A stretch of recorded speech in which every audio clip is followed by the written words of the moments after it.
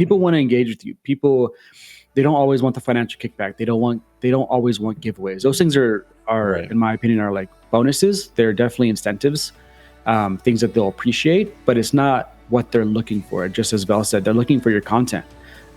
If you're just hanging out with them, if you're doing content that they can engage with you, that they can participate with you, if you're doing like the Discord, like Don said he started Discord, people want to do Discord. People want these little interactions with you. And that's how at least I, and it sounds like the other guys, give back to the community.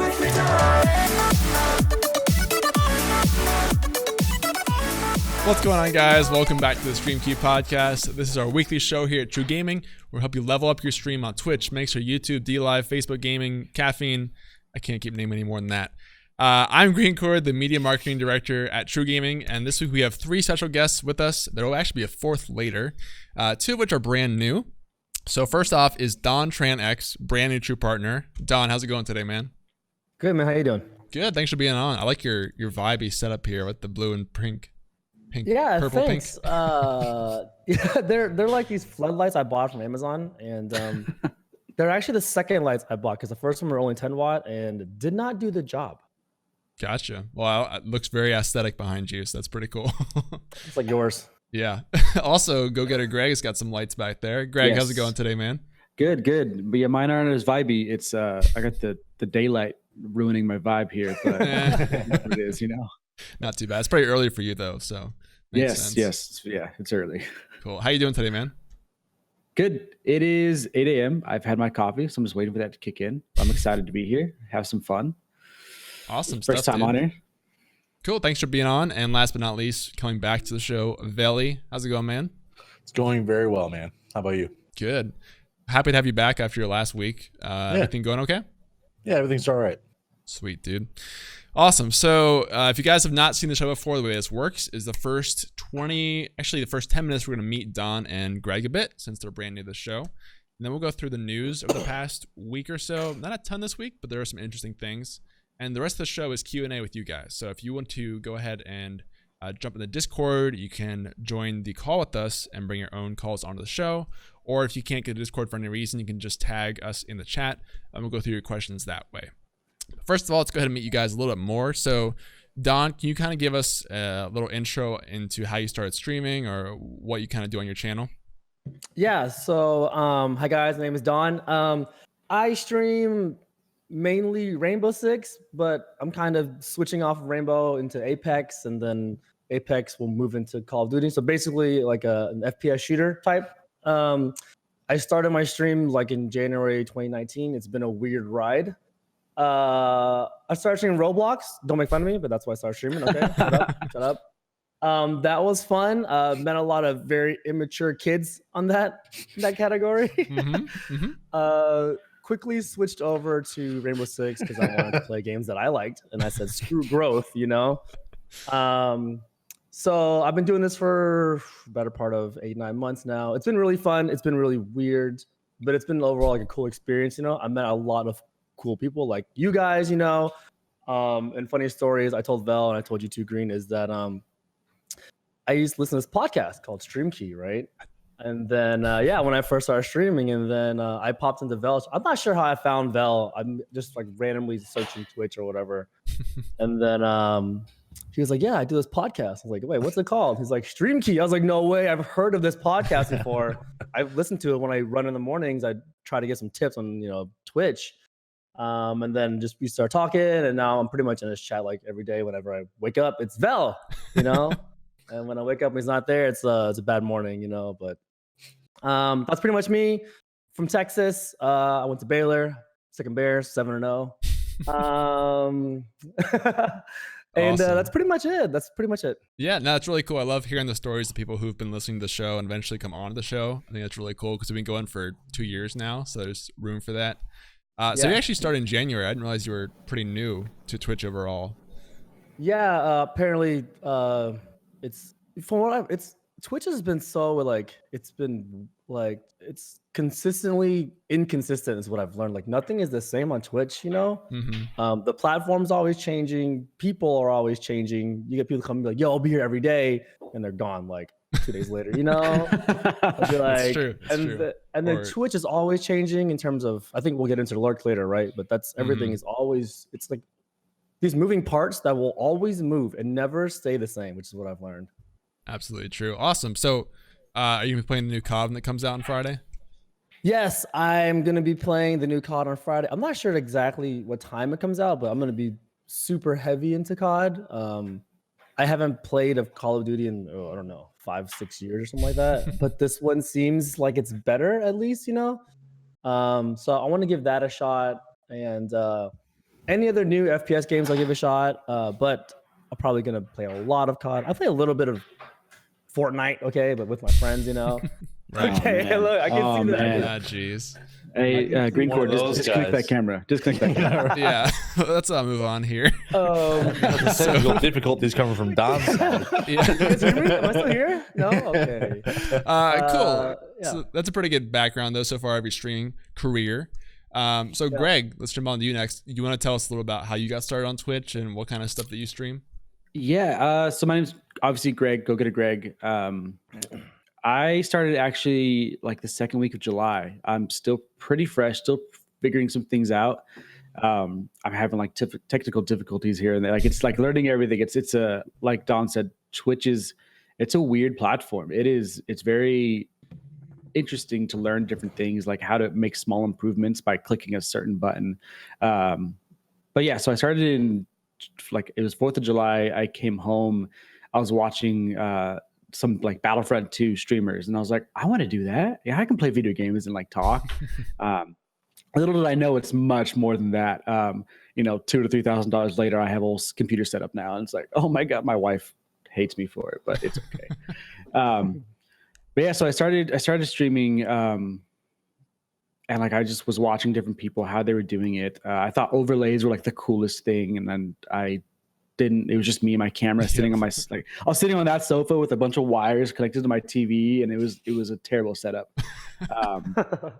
So I kind of learned some different things. I watched different streamers. I watched a few stream keys to kind of figure some things out. I don't remember how I stumbled upon TRUgaming. I just did. And then I hopped in. I forgot where it was. I think it was one streamers that I was watching had like the True affiliate team on their Twitch bio. Mm-hmm. So I joined in and I participated, and that's kind of where it went from there. I stream a variety of things. I'm so inconsistent with my gaming. I'll play like an MMO one day, and then I'll play a first-person shooter the next day, and then I'll play like a simulation game the next day. It's really just what I want, and just like Don said, screw growth. You know what I mean? I'm all down for just having fun, and a lot of people like, oh, my friends will like, hey, let's play this game. I'm like, cool, like let's play it, and we'll play that game on stream. Most of my like my following is from I do like a YouTube podcast, so that kind of comes over and like they've kind of hang out and talk Star Wars with me. But yeah, that's a little about me, kind of jumbled up, but No, that's good. So you actually started in July this year as well? yes. Wow. So you guys are both pretty new actually to streaming. I didn't realize you guys started so recently. That's awesome. Yeah, we're some babies. Not babies, but I think it'd be cool to talk about like some differences of perspective later too, if we have time, in terms of like within the last year starting streaming versus, I mean, Bell and I have been doing this for years now, so it's kind of interesting perspective shift. Vel, by the way, do you want to do a quick recap on yourself for people? Yeah, I'm Belloc_TV, and I have been streaming for I think over 3.5 years now or something like that, something crazy. And I play mostly first-person shooter multiplayer games. Awesome. Same kind of stuff as Don, mostly, sounds like. Yeah. Just not Roblox. No. Okay, buddy. Not that desperate. I gotta go now. All right, so let's go ahead and get into the news. Now we've kind of met everybody here. We'll have MPI on in about an hour, guys, so that I'll do a quick re-intro of him when he comes on, but this is good for now. Okay, not a ton of huge news again this week, but there were some interesting things. Probably the biggest thing that I saw was just a couple of announcements from Twitch that they are cracking down on view botting and embed view boosting, and also just like lurker communities in general. So you guys might have seen stuff going around like this on Twitter. I'll post a link in chat if you want to read it. Basically, they're just saying that they're cracking down on any artificial views from view counts, such as from third-party sites. Also, they said they're going to still support lurkers, but it was pretty implied that like lurker communities are going to see a big decrease from this, and I think a lot have since this news came out. They also mentioned that lurk for lurk and follow for follow communities are against their TOS, and you'll get banned for it, which I don't think I've seen like an explicit statement like that from them before. So that was pretty interesting. So what do you guys think about seeing this? Have you experienced any of these communities that you've seen affected by this, or any thoughts, Vel? Yeah, I've been reached out to by somebody who sells view bots, and it was on stream too. Yeah, of course I took up on it. I mean, how could you not? How could you not? Growth, right? Yeah, easy. But yeah, and it happened while I was streaming, and I definitely trash talked him to his face on stream as much as I could via DMs, and then I would tell chat about it and everything. And I've also been invited to like that streamer royale team or whatever that the most like notorious lurk for lurk community is, and obviously I'm not a part of that. But yeah, I think the lurk for lurk, follow for follow, it ruins Twitch, and it's just something to take advantage of, you know, just how the basically the mechanics of Twitch. It just takes advantage of all that, and it kind of like takes a dump on people who put in so much effort into growing, you know, because they're just paying for fake growth.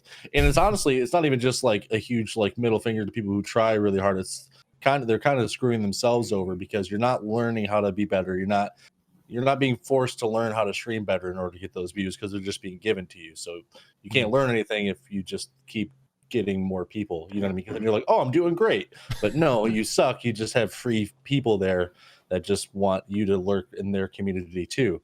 And I think the whole thing that Twitch is doing is amazing. I'm really, really excited about it. It's about time that they started cracking down on this, and I can't wait to see the bigger channels that, you know, that will suffer from this. It's going to be cool. Right? Gotcha. Just love seeing the suffering of other channels, right? I mean, if they're going to try to abuse the system, then absolutely. I got you. Greg, what do you think about hearing these changes? Have you seen any communities say anything about it maybe? The Royale communities, as he already noticed, like that's one of the bigger ones, one of the more popular ones. And here's where the different perspective as a new streamer comes in. New streamers don't know really what is what. As myself, I looked into the Twitch, like the bots, the view bots and everything, not knowing that they were bad. I didn't do them because then obviously you Google it, and as soon as you Google it, articles are like, hey, don't do this. I'm like, oh, okay, bye.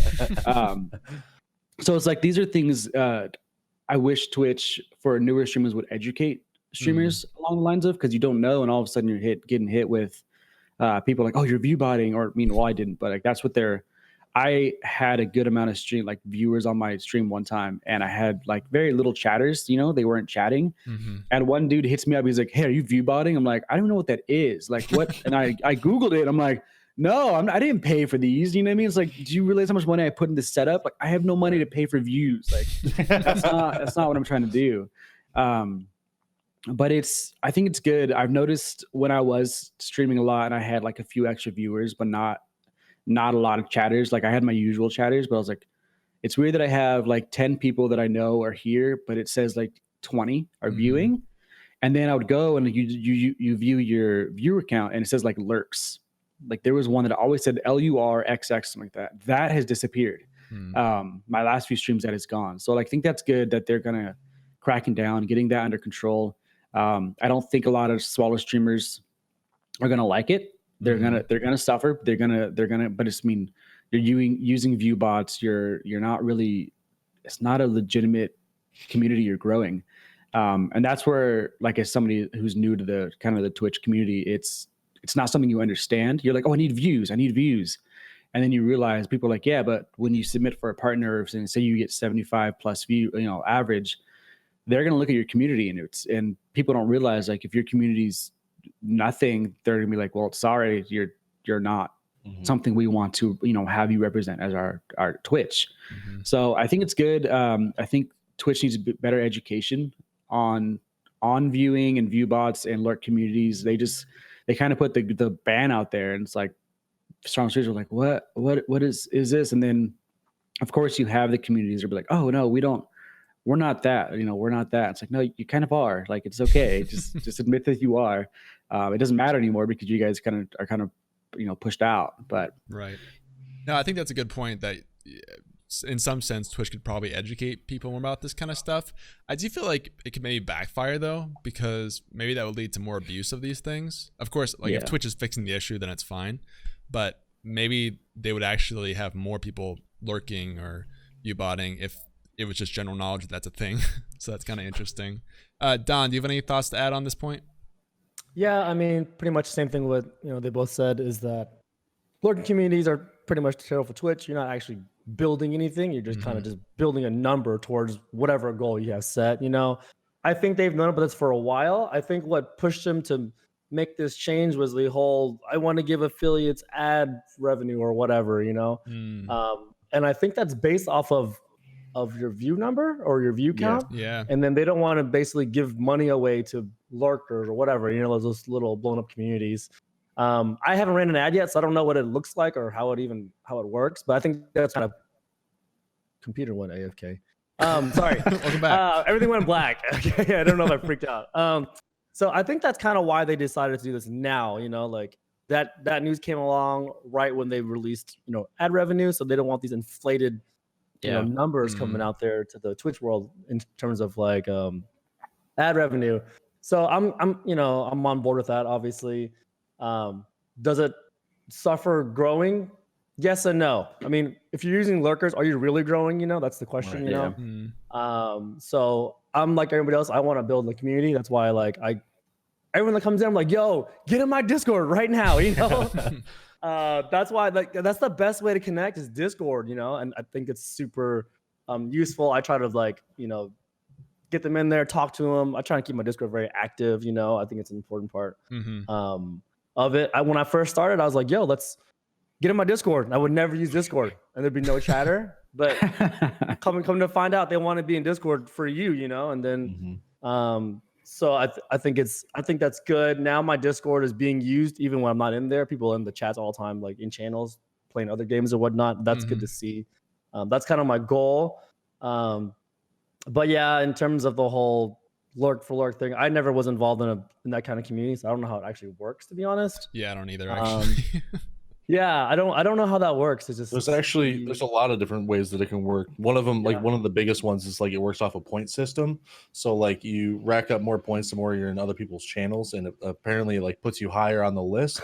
So you rank more, and so you get shown more in the Discord or whatever they use for their community. And it's like this weird, it's kind of almost like a giant pyramid scheme for viewing other people. You know what I mean? But even with all this that we're talking about, don't go into someone's channel and ask if they're view botting. Don't DM them. Don't do anything. If you like their content, still give them a follow, because there's a good chance that they got view botted by somebody that's trying to troll them.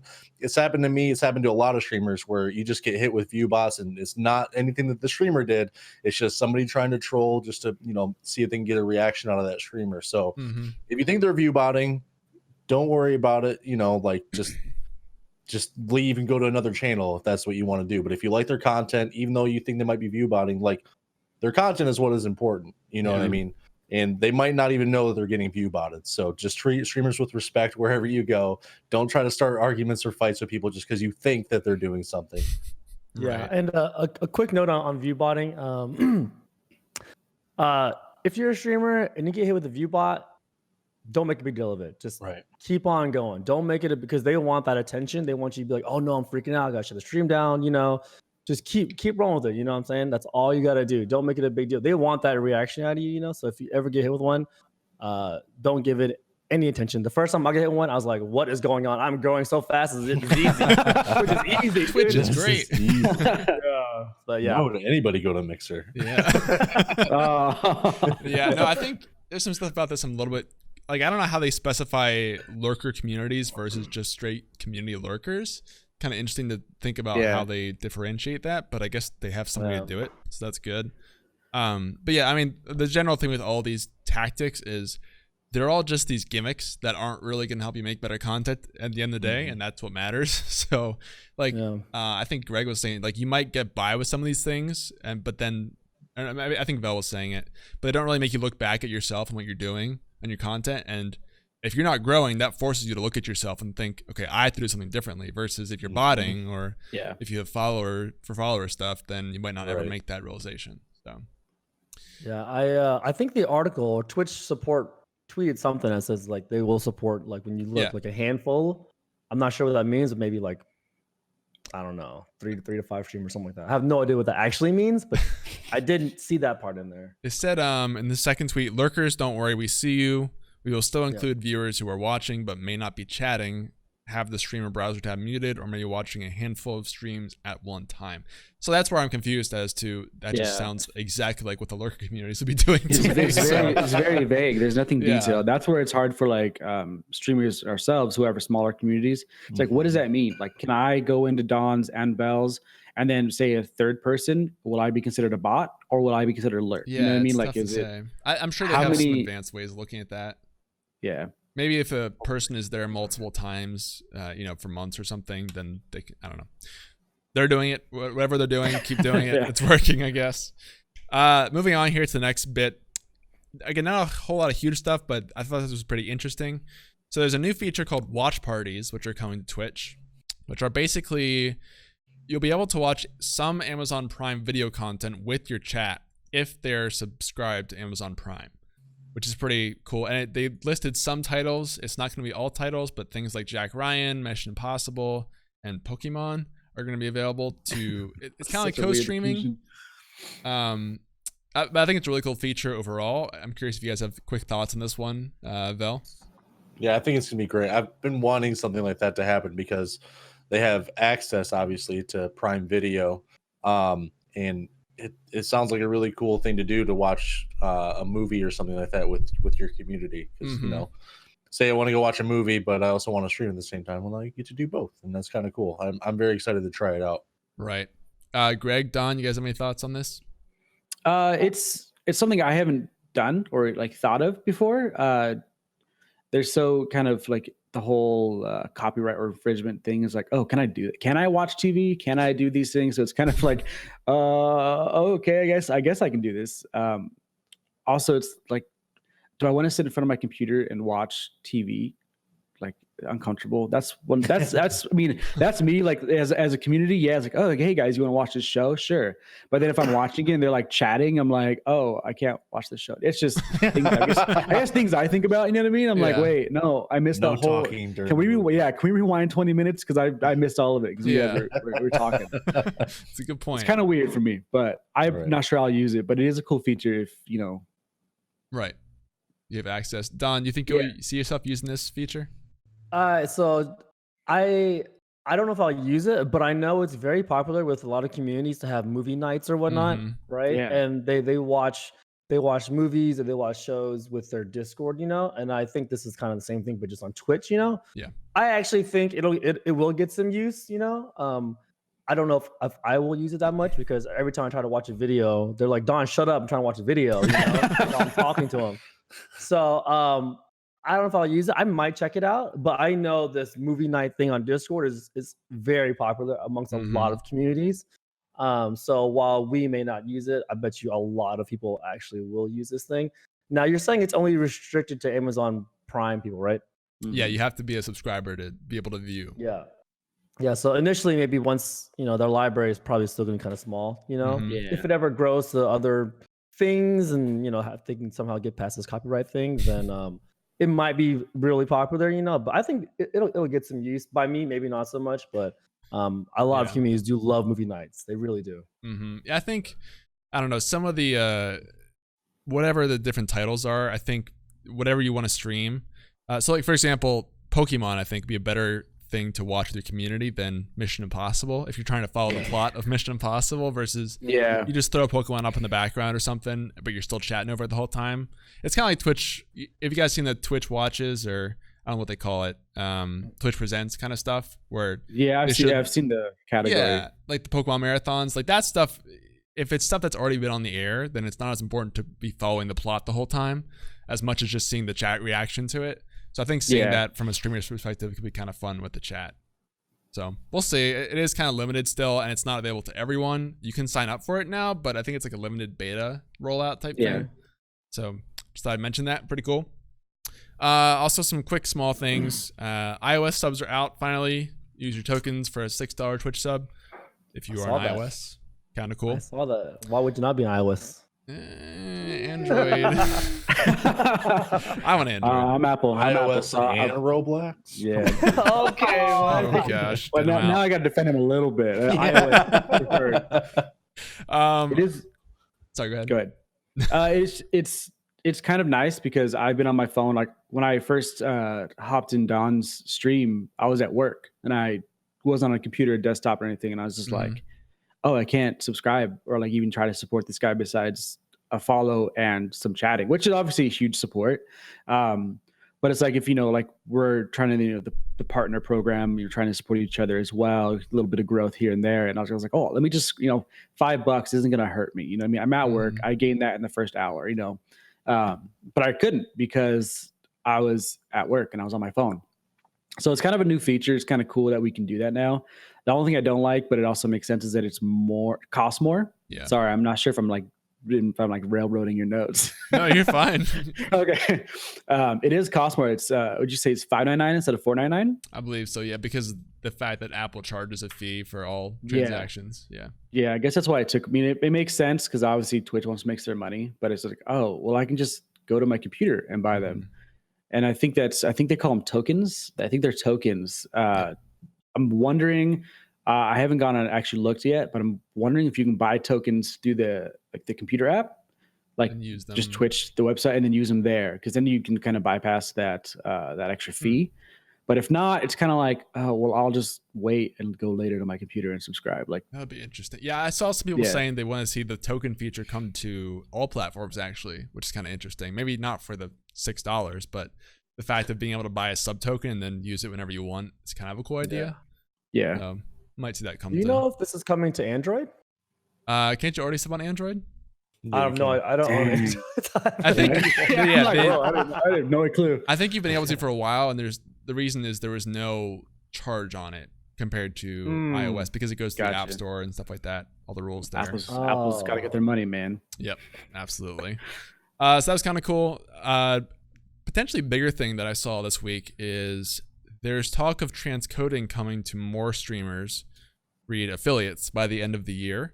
I'll post a link to that in the chat. Again, this is kind of like still rumors and nothing is really specific or set in stone, but Twitch made a statement that they're looking to expand transcoding by the end of the year. So that could be cool, just to see more transcoding for people beyond just partners or whatever the regulations are there. Because that is actually a pretty big difference between affiliates and partners, being able to stream at full 1080 the whole time and not worry about viewers being able to see your stuff versus just kind of being limited to a less quality because you are not a partner and don't have transcoding. So you guys have any quick thoughts on potential of this opening up? That'd be really cool, to be honest, because when you first start streaming, you're like, how do these people push this kind of bit rate, And while I hear you can do it, I heard you might get some backlash from Twitch if you try to push over 6K or whatever, but we're always looking for better quality, but then quality also comes with what kind of internet do you have, what kind of computer do you have, but I mean, if this actually came through, I would make use of it. I'm pretty sure most people here would try to at least push as best kind of quality as they can, because that's kind of their goal, It'd be nice, to, as an affiliate, to be able to do more instead of being handcuffed, I feel like, versus partners can do this, but you can only do this. I'm sorry. Like, let's break that barrier.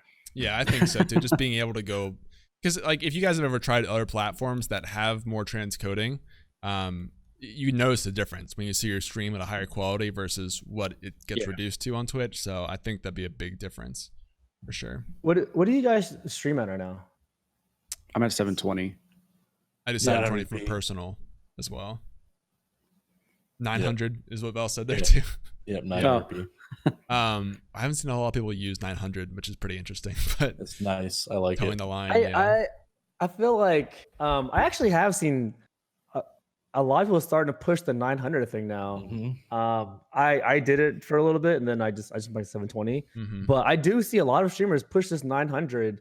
It's like apparently it's a nice medium between 720 and 1080. Yeah. Right. And it's easy on Twitch and it's easy on your computer, and the quality is marginally better as well. So I did hear this 900 is becoming like a thing. Yeah, we talked. Right, we talked earlier a couple shows back about the possibility of 1440p streaming being a thing pretty soon. That'd be interesting, especially if we see more transcoding. If that'd be something you can actually take advantage of, it'd be pretty cool.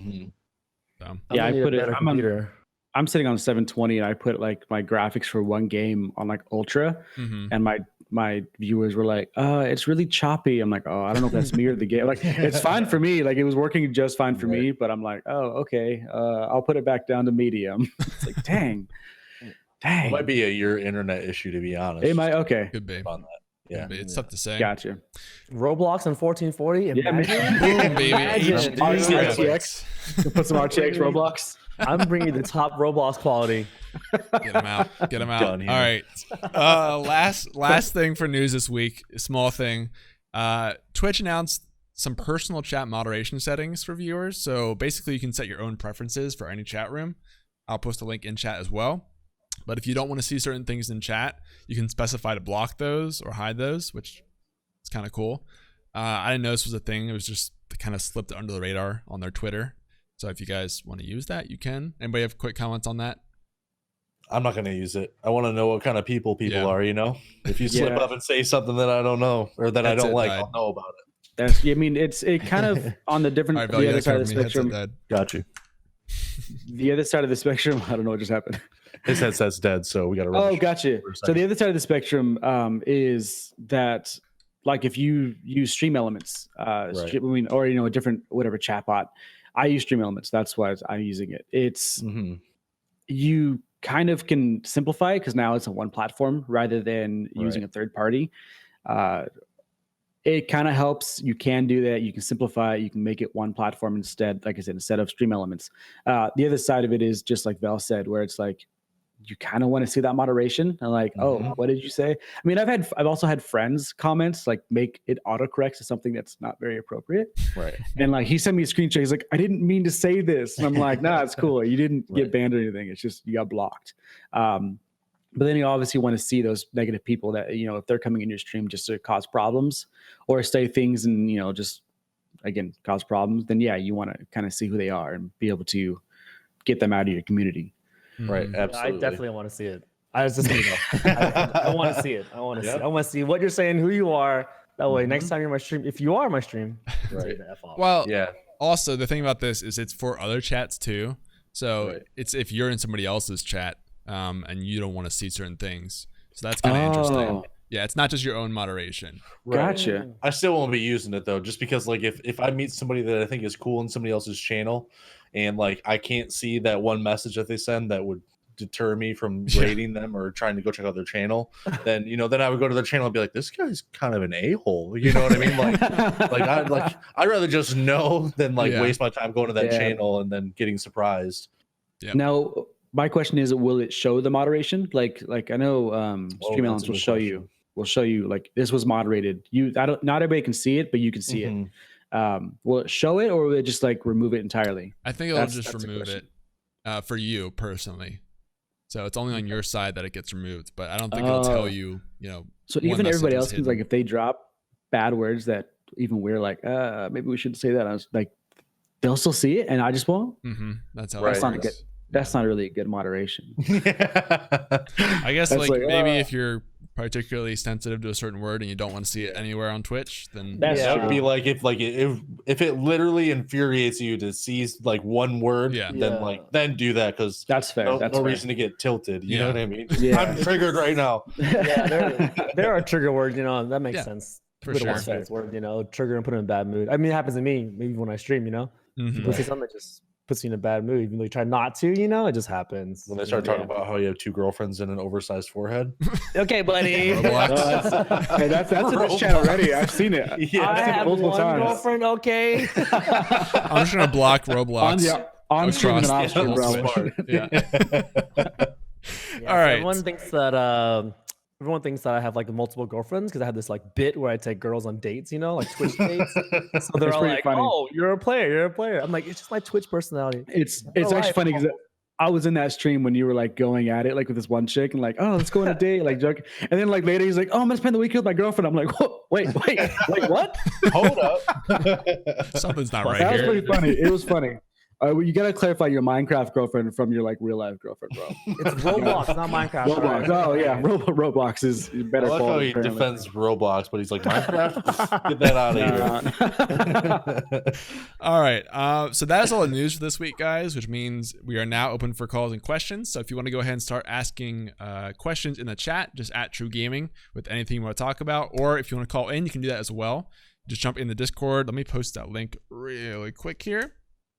Okay, so just join the voice chat there, and then I will add you as a friend. You need to accept the friend request, and you can come on the show.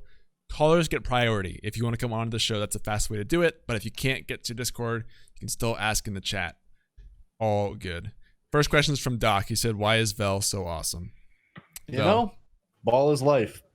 Frame that quote. Put that Fast somewhere. Shroud, dude. Paul Blart goes John Wick. That's me. What was that first thing? The first thing I went to your chat. Well, you were roasting yourself, and I called you something. I forgot. It turns out it was like fat bald trout. I can't remember what it was. Something like that. You had hair back in the day, though. You know. Yeah, you know. Gotcha. All Gotta right. cut it off. We have a question from last week that didn't get answered, so I want to cover this one really quickly while waiting for the calls and questions to roll in.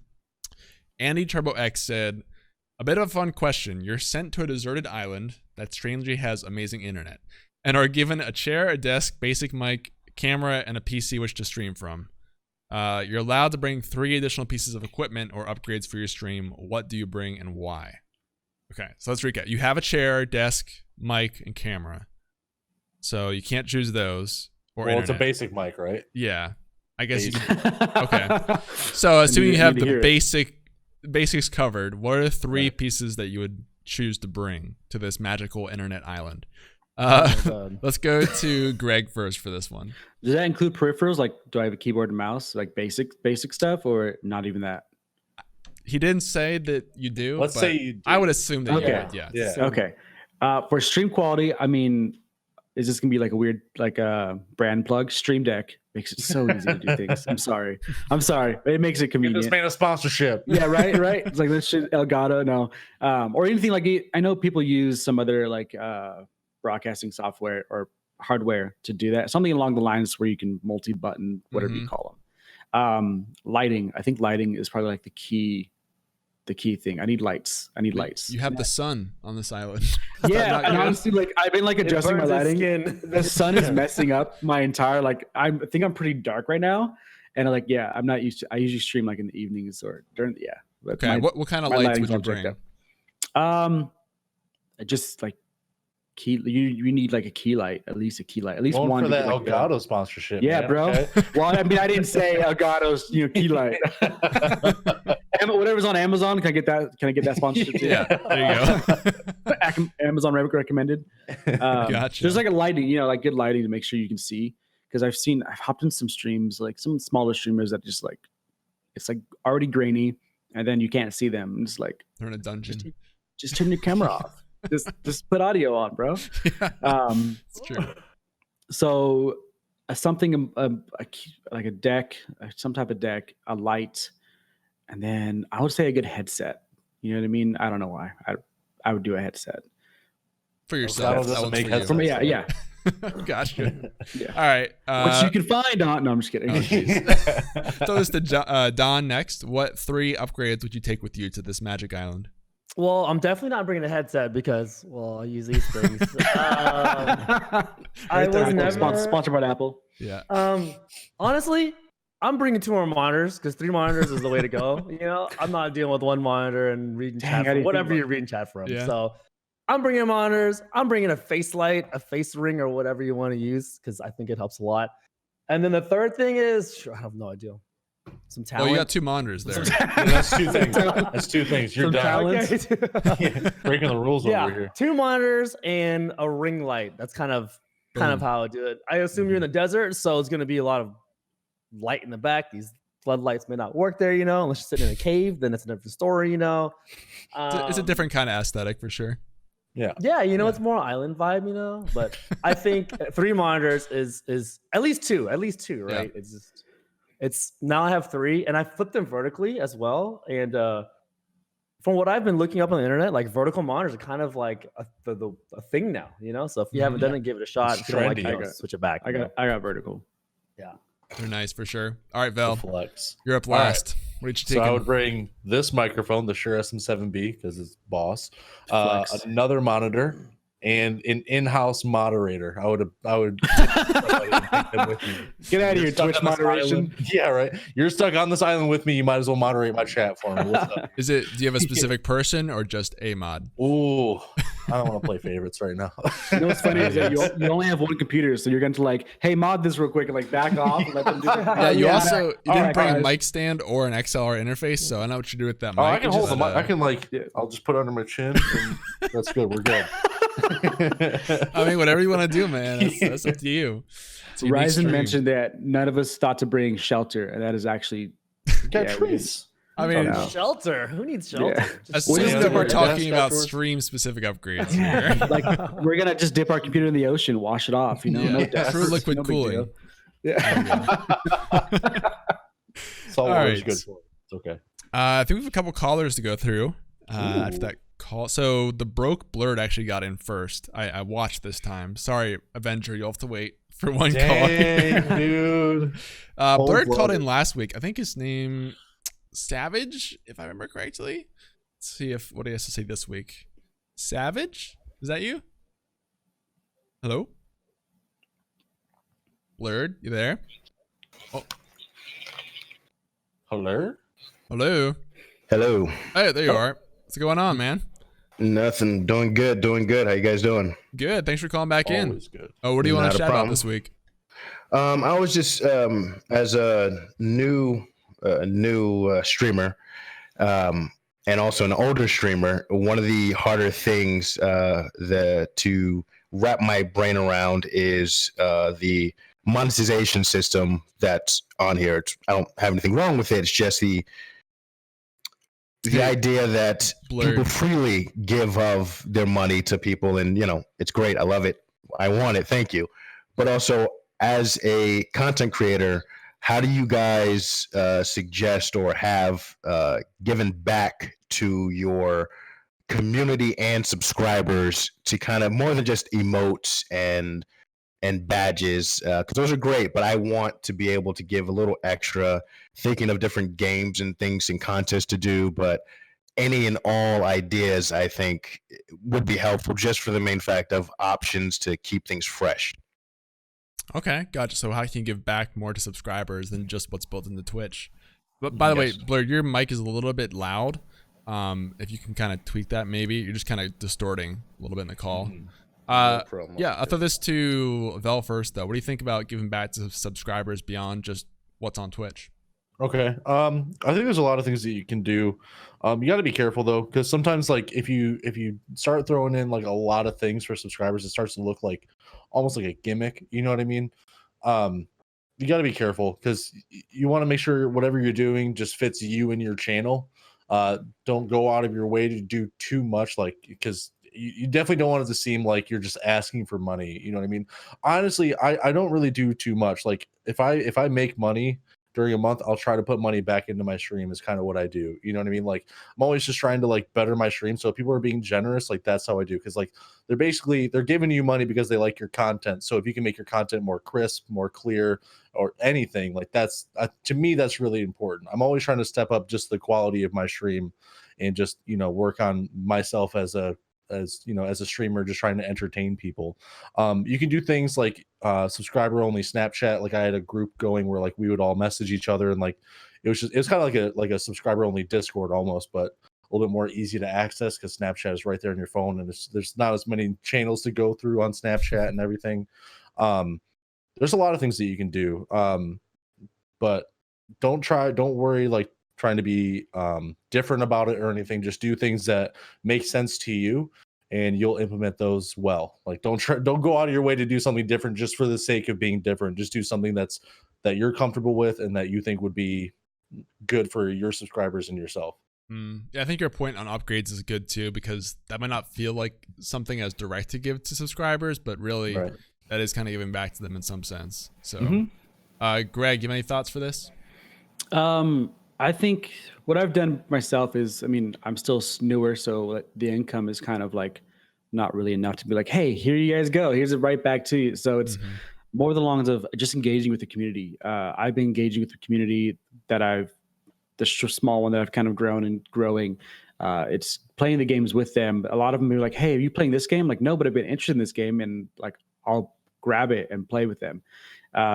I think that's really what they want. They want you to engage with them. So they may not want the financial kickback. They want to just hang with you and engage with you and learn who you are and essentially be your friend. I know I had one, I call him a friend now because he hopped in my stream. I've never met him before. And he like threw a bunch of bits at me and like, oh, I was like, okay. And then he's like, hey, you want to go Disneyland? I'm like, oh, okay. And we went to, we went to Disneyland together. Like we went and hung out at Disneyland. So it's like, it's just, people want to engage with you. People, they don't always want the financial kickback. They don't always want giveaways. Those things are right, in my opinion, are like bonuses. They're definitely incentives, things that they'll appreciate, but it's not what they're looking for. Just as Bell said, they're looking for your content. If you're just hanging out with them, if you're doing content that they can engage with you, that they can participate with you, if you're doing like the Discord, like Don said, he started Discord. People want to do Discord. People want these little interactions with you. And that's how at least I, and it sounds like the other guys, give back to the community. Yeah, I think it's cool too, because if you're already getting subscribers, then clearly what you're doing is working. I think it's one thing if like you want to incentivize subbing more in some way, because you feel like it's not worth it, then that makes sense. But if you're already getting subs, then just do more of what you're already doing, because clearly it's worthwhile for people to sub for that. Don, any thoughts to add on this? Yeah. So I agree with what Val is saying. Honestly, like you kind of just, if they're giving you, their sub, they're doing it voluntarily. They're not, asking much in return, if anything at all, So I wouldn't try and change your stream content or whatever too much to try and cater to your sub needs, They're gonna like you either way. I mean, they've given you their sub, they've done it for a reason, But to play devil's advocate, there are some things you can do if you want to. I mean, I don't do these, but a lot of people do sub games only. You join sub custom games in whatever game you're trying to play. I know a lot of people have done, like, if you sub to me, you can, I'll follow you on Instagram, I'll follow you on Snapchat or whatever. Again, I don't do these, but these are things that I've seen people do. Whether they work or not, it's another thing, But I don't think you should try and change your content too much, like based on your subs. Let's say your subs want to get into a game, right? How does it work? Everyone gets in Discord or what? And that might throw your stream off. That might throw your mental off, So what I would say to do is just keep doing what you're doing, And if you want to give back to people who subscribe to you, do it genuinely, organically, Don't try and change your content too much to try and reward or give back to your subs, because honestly, your stream kind of should be enough, Awesome. Savage, you have any thoughts on any of this stuff? No, actually, that was pretty helpful, because the hardest part is, so I'm coming from, for those of you who don't know, and I'm just waiting for the jokes in the stream and Discord, I am just turned 39 years old, just got into streaming on Twitch maybe 2 months ago, started podcasting maybe 4 months ago. So I'm playing catch up late in life, always appreciated video games and everything, but am genuinely now actually in it.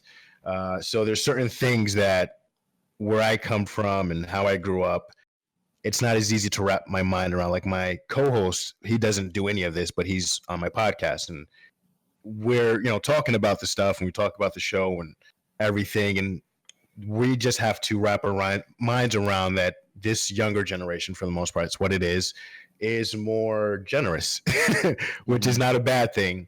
It's just our generation, where we're from. Generally, it always came with more strings. So it's kind of a learning curve of, okay, this is possible, and you can be who you are genuinely, not really, like when I do my content, I'm always thinking about the other person. Like even last night, at one point I was down and I was playing the game, but I thought to myself, like, okay, wait, so there's people watching, and maybe two, maybe one, wake up some. And, I kind of just took something to drink and was like, okay, we're back in the game. I'm sorry about being down, we're going to go forward. And I just went with it. And to know that that actually has value is very helpful. So thank you. Right. Real quick, just a quick tip to you. Make sure to turn the view count off while you're streaming, because the number doesn't matter. It's just about making that content. And the reason why everyone's so generous on Twitch is because they know that you're streaming for free. Like, they know you're putting in work, effort, time, money into everything, just like for really no return, at least for like a really long time. Because I mean, I've been streaming for over 3.5 years, and I didn't make anything until well over a year and a half into it. And people understand that. And so if they can give you $5 or $2.50, whatever it is, you know what I mean? Like, sometimes that's worth it to them. So don't worry too much about, you know, what they think is worth it or not worth it, because if you're putting in time and money into it, you think it's worth it just to do it for free. You know what I mean? Yeah. Yeah. Just to add on, doesn't really matter how old you are. I mean, I'm in my 30s too, and I just started streaming this year, you know? So also what Vel says, great, turn your view count off, because that doesn't matter, you know, because when I first started streaming, you see numbers go up and down, and when it goes down, it tends to affect your mood, and you don't want that, you know? It even happens to me, like, you know, a couple months ago as well. So I turn it off. Don't pay attention to it. Just pay attention to your chat, the content, the game, you know? And then in terms of, you know, people being generous these days, it's, you know, when you grew up versus like when the time period now, it's a different world. It is a totally different world out there. The means of incomes are strangely different. I tell my mom this. She's like, what? People do this? They give you money for playing games? I'm like, yeah, mom, it's a different world, you know? All my friends think I'm insane. All my family and friends, they think I'm just crazy for doing this. But, you know, they support you, but they do think you're, you know, it's a little different these days compared to like 20 years ago. What was the, you know, what was this? You know, like, this is unheard of. Yeah, good points. Cool. Savage, anything else before we wrap it up? Nope, that covers it. Thanks for your time. And again, thanks for just having this as a resource for streamers to, that's the hardest thing. You need to find information of what to do and how to do and things not to do, or, you know, options. This gives you that. So keep it up, guys. Awesome. Thank you so much for calling in again, man. We appreciate it. Not a problem. Cool. Have a good one. You too. Bye. See ya. All right.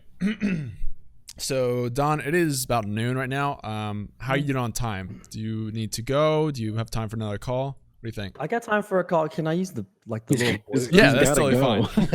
Okay, I'll be right back. I'm so sorry. Sounds good. I'm gonna add in British Avenger, who I think don't do it. Oh, don't do it. Yeah, I'm gonna add him into the call. I think he knows Don as well. He's been talking about his forehead a lot in chat, so I assume that he knows him in some capacity. Yep. We're ringing. Oh, British, you there? Hello. Hey, how's it going, man? I'm going alright. How are you guys doing so far? Good. Welcome back to the show. Don stepped away for a second, so we'll wait on him for a sec. But you can actually go ahead and start your topic if you want to, and then we can recap it when he comes back. So I'd be beginning with like PG streams, and I've been really liking it so far. But of course, the normal people I host already, of course, they're non-PG. So of course, I need to find like PG streamers, of course, because then, like, you know, it doesn't really fit on me badly if, like, you know, if I'm hosting someone, they're like, you know, swearing their mouth off or whatever. But I don't know how I'm going to go about on finding like PG streamers, because I don't think there's a tag for it on Twitch. I don't think. I think there's a family friendly tag, if I remember correctly. The only other way I think like I could do it is like maybe post a like form on like a Reddit, maybe. Okay, so you kind of, there's a lot of options, but you're kind of asking for some advice on how to find like streamers in that sense, right? Yeah. Okay, so Don, just to recap, British coming in here just made the switch to PG streams, but the people he normally raids are not so good for a PG stream environment. So he's trying to find people who fit into that and looking for advice on where to find them. So I thought it was to Greg first, actually. Greg, you have thoughts on where British can find some people? Yeah, so this is actually, I had the same issue when I first started streaming. I have a lot of my community is Star Wars people, and a lot of them are, I mean, some of them are still like 16-year-old high school kids. So you kind of want to be mindful and cater to that group. Maybe you don't want to expose them to some things. If they already are exposed to it, then that's on them, you know what I mean? But you don't want to be the source of it. So what I started doing, I would preview a stream before I rated them. So I would sit there and be like, hey, chat, I'm going to find somebody to raid, or I would put like the BRB screen on real quick, and I would go and I would find somebody I think, like if it's the same game or somebody I already know, and I'd be like, okay, what are they doing? What are they doing? What are they streaming? What are they talking about? I would, again, preview, kind of screen them essentially. And then I'd sit there, I'm like, no. And then I got to find somebody else. It happened a lot because I was like, I didn't really know anybody when I first started. So I had to go in there, do some research. And now I have obviously my consistent ones. Like, okay, I know they're putting out decent content. It's appropriate content. It also depends on who's in the stream. Like if I know it's just a handful of people that are, don't care, they've said worse things than what the streamer's doing, I won't care. But if it is definitely one of those things where it's like, okay, I know this person's in here. I don't want to put it to a stream where their parents can walk in the room and be like, what the heck are you watching? You know what I mean? So it's definitely one of the things, know your audience and then know the streamer. Preview them, watch them first. Even if it's just for a few seconds, you can kind of usually get a vibe for what they're doing, how they talk, and how they represent. As well as if you preview, you can check their chat. If their chat are saying inappropriate things, then obviously it's like, okay, I don't want you being here. Mm-hmm. So it's just definitely screen it. Just be aware. Take the few seconds. It's not going to hurt your stream. You're hopping off anyways. You know what I mean? Like when you're rating. So it's like, it's not going to hurt your stream or your viewer count if you're sitting there for like a minute. And don't get me wrong, while you're communicating with your viewers, hey, I'm finding a person to pass it to. Just take the pause and be aware who you're passing it to. Mm-hmm. Cool. Good points. Don, do you have thoughts for British here? Yeah. By the way, what's up, Brit? I think it's when you raid somebody, I agree you should do a little bit of research, just sit in their chat first. So a little bit. When I raid somebody, I always show who I'm rating as well. No, that's kind of risky. But when you raid somebody, hit or miss. Every time. It's always hit or miss. Sometimes the raids are great and they fit, and sometimes they just don't go as well, But just know when you raid somebody, it's not always going to work out. Sometimes it's great and sometimes it isn't. But I would screen a little bit, watch their chat or watch their channel for a minute or so. If you think it's good, throw them a raid, But raids are going to be not risky, just hit or miss, that's all it is. Gotcha. Cool. Vel, what are your thoughts on tips for Brit here? So definitely go look through the family friendly tag on Twitch. Like that should be like, as far as like looking for other streamers to make friends with and everything, like that should be your first starting point. Also, when it comes to rating other channels, don't raid channels that don't raid me with the community of people that are PG, because one, they'll instantly leave my channel, which I'm fine with, because if they're looking for PG people, they're not going to watch me anyway. You know what I mean? But two, you need to make sure you establish that trust with your viewers on I will only raid people that are like my channel, because if you don't swear and your channel and your community doesn't swear, but they come into my channel and I'm doing my regular thing, which is not family friendly, they're going to be one, upset with me, which I'm okay with, because they wouldn't be there normally anyways, but two, they're gonna lose trust in who you raid, and you definitely don't want to lose your viewers' trust. That's huge. And also, don't worry about networking with people who do swear, because if I were to come in with my channel and raid you, most likely there's going to be at least one F-bomb, let's F and go. You know what I mean? Your community's going to be like, who is this guy and why is he ruining our time? Yeah. And then I'll look like an a-hole in your chat, which does make me feel bad. You know what I mean? That makes me feel really bad. I don't want to ruin your time. I don't want to ruin the experience for any of your viewers. So you have to be really selective. You're really narrowing down who you can network with, but for a good reason. You know what I mean? I'm not saying you shouldn't go PG, but be careful with what you do. Mm-hmm. No, yeah, I think that's right. I think you want to be careful about who you raid. And also, I feel like you don't always have to raid someone. I feel like that's something that a lot of people feel the pressure to do as streamers now. Right. But if you get to the end of your stream and no one seems like a good fit, you don't have to raid. So that's an option. There's also a lot of stuff in the chat from people. So All Fun, who I think is also a PG streamer, if I remember correctly, You said to look for channels that do not show 18 plus when joining the channel. Generally, without that tag, you take responsibility for swearing a ton, or look for the hashtag PG in the title, which is interesting. And then BeefQL said that some streamers mark mature on the channel who could be still PG. So don't confuse that with meaning, you know, not PG in some sense. British, you have any other follow-up questions on that or thoughts? Not really. Okay. I think one thing real quick that all fun and games noted was there, if you hop in somebody's chat, if you're viewing him before you rate out, and it's actually made a lot of sense. I didn't think about it. When you hop in their chat, usually there's like rules that come up. And if it says no swearing or, you know, make sure it's appropriate, that might be a good way to quickly judge the audience that you're passing it on to. That's something you might be to pay attention to as well. That'd be cool. You know what would also be really cool? A search feature that lets you search by a streamer's category and tags. That'd be awesome. Yeah. What? Someday we might get that. British, thank you for calling in, dude. As always, we appreciate it. Anything last minute stuff to add? May I ask one more? Yeah, go for it.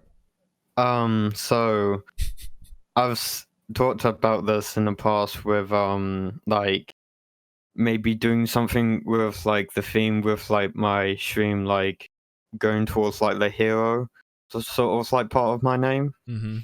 And I did some research about like just streamers kind of having that theme, and what I noticed, they're like kind of hyperactive, like they're like high NG streamers. Mm-hmm. And I'm not that, so like I'm trying to think like how can I do this in a way that like I don't have to like go down that sort of road. So I'm thinking if I go down the other road with like supervillain, that's something different, and I can be myself, not like hyper NG with it as well. So my question is, how can I be like careful with not crossing any like copyrights with like of course Marvel or any of like that kind of like, you know, area? Sure. If that makes sense. Okay, so you're trying to move into maybe a supervillain type theme for your channel, but Yeah. you don't want to run into copyright issues with Yeah. superhero stuff. Okay. Anybody have quick thoughts on this one, perhaps? I'm not sure if everybody has a lot of experience with copyright stuff. You're gonna have to change your name from Avenger because that sounds like it's, You're already on that copyright. or something. Yeah, exactly. Yeah. It's gonna have to sound something that's a little bit more evil, and you're definitely gonna have to sell it every day. Like that's a persona. Yeah. Like as soon as you start like doing something that's like a different character, like that's like you have to be that the entire time. There's no breaking out of that and just being like, oh well, today I want to just chill. You know what I mean? Like you can't do that. Like after Disrespect doesn't have days where he's just like, you know what, guys, I'm gonna do no sunglasses. You know what I mean? Like if you see his eye, like if I ever see his eyes, I'll freak out. Not even watch him. You know what I mean? Like I don't like if I go into his channel and he's not wearing the wig and he's just like, oh, I'm just tank top today. Like I'm Guy right now. Like no, you're done. Like get out of here. Get top. You know what I mean? I'll be mad, and then like your viewers will be upset. Like you have to. It's a commitment. Yeah. You know what I mean? Like it's huge. Yeah, like you're asking about the copyright stuff here, British, but it sounds like there's still a lot of uncertainty with the actual branding. I think that might be the better question to attack here. Yes. Is like, why are you going this direction? Is this something that you're really passionate about, or do you feel like you're just looking for an option and this seems like an okay one? Because I think that matters a lot. I think the reason you see people who have hero branding, so I think of like Friendly Neighborhood Vlad, who's been on here a couple times. He, like you said, is a very passionate guy, and he really sells the whole hero thing. And it's clear that he just likes the hero persona a lot. Yeah. So it works in that case. But if you feel like you just need to do that for some arbitrary reason, then I don't think it's going to work as well for you. You got to be authentic too. You don't want to be gimmicky. People don't like gimmicks. Sometimes they do, like you said, Dr. Disrespect, but he just owns it. You know what I mean? He's not doing some crazy stuff. He's got the wig, he's got glasses, he's got his for some reason his flak vest in front of a computer. I don't understand. It's awesome, but it's just he's also not over the top where he's doing things that aren't him. He's just playing his games. He's got the wig and everything, but he's still himself. So yeah, you can do the whole like villain, superhero villain, whatever, super villain, but you don't need to be high energy if that's not you. you still want to be yourself. If you're just super villain, it's like, oh, like I'm gonna be super villain, you know, play these games all terrible. Like if that's you, that's you. You know what I mean? People don't want it because you're gonna have off days where you're not gonna want to be super high energy, or you're not gonna be able to, or you're gonna feel discouraged because you're not in a good mood. And you're like, I don't want to stream. Now you kind of mess up your stream schedule, what people are expecting of you. So if you kind of just set the vibe like, this is who I'm going to be, and this is what I can do within my limits, then just run with that. Don't focus on a gimmick just for a gimmick, because people these days like authenticity. Mm-hmm. Yeah, well, I have an opinion on this. If you want to take this villain thing and roll and go with it, like low energy, you should do it. I mean, it takes a lot of balls to change your stream, and you will never know what you can do if you don't, like changing time, even just changing stream time takes a lot of guts, and you have to kind of test it out. Like if you don't test it out now, when will you ever test it out? Yeah. So kind of to go against what Greg said about gimmicks, I think it works. Dr. Disrespect does it. I think Sushi Dragon does a great thing. They're all crazy high energy. They own it. You just can't ever break character. You cannot break character. You have to be in that character 24/7. Yeah. And even when you don't want to stream, you don't want to do it, you still have to do it. There are days I get up, I don't want to stream, but I still just do it because it's like going to the gym. It's key. You got to be consistent. If you want to grow, if you want to just be consistent. But I think gimmicks do work. Not to saying that British villain or whatever your name's gonna be. That's a gimmick, but I think gimmicks do work. There's a spot on Twitch, in my opinion, for gimmicks.